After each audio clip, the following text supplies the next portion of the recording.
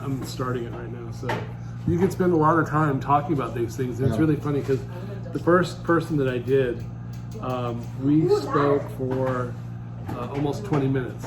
Yeah. And then Jill walked in, right? Okay. And he said, "Oh, Jill," and they went on their little tangent, and then we came back and we spoke for another 20 minutes. Wow. Okay. So it's really interesting to see. I was really curious how he would do, like how much time he would take up. Yeah. Because Todd took up 7 minutes, which was I was probably right in the 5 or 6 minutes. Wasn't What do you mean? I mean, He just went like without.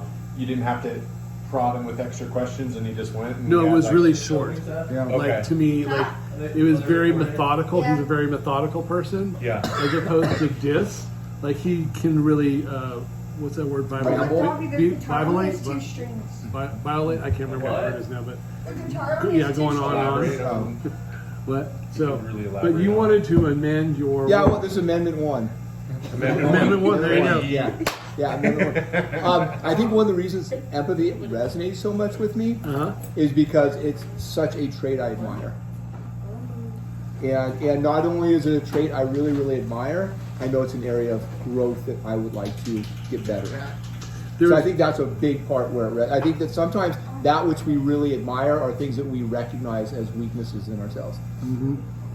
There's a really interesting quote, and I'm not going to be able to quote it, but it had to do with empathy and the idea of empathy as a strength, and the idea that shit, I'm not going to remember it.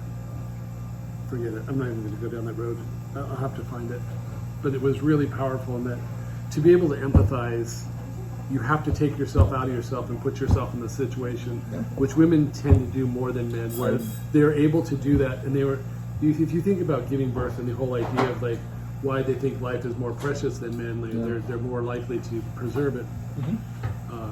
But I can't remember the quote. It was really a powerful quote about if we could all get into that mindset of empathizing and giving and kind of taking ourselves and putting ourselves in another person's situation, and how powerful that could be for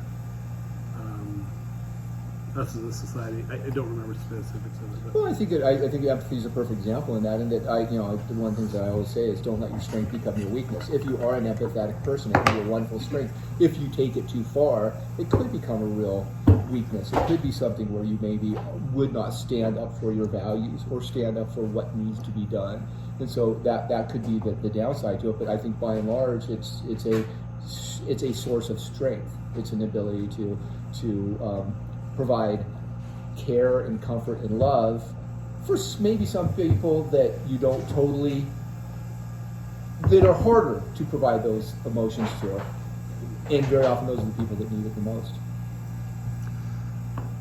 I'll open this up because one of the things I was listening to, like I told you, was with Laurie Anderson, and she was talking about how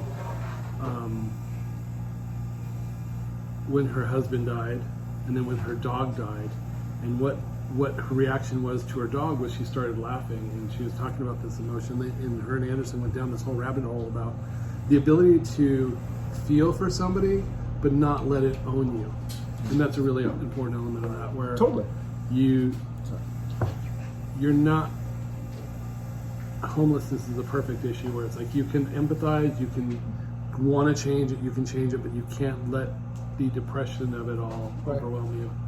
Well, I think that's also, as we talked about, I use abortion as an example, use homelessness. I mean, these are massive, complex, wicked problems. Yeah. So if your desire is to find a simple solution to it, you're going to fall massively short.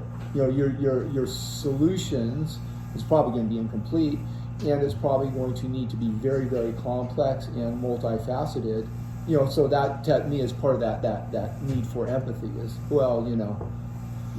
just do this and it's going to fix it. So to me, it's always build a wall. Build a wall. That's going to work really well against a complex problem like like immigration. That was it. That's it. Well, that's what I was saying. Is if you need to amend your word, or if you're done, is that just addition to the? Yeah. No, okay. That's just a thought. No, I feel good about it. I feel okay. You're feeling good? Yeah, I think so. Okay. Then we'll. You want to? Yeah. Okay. All right.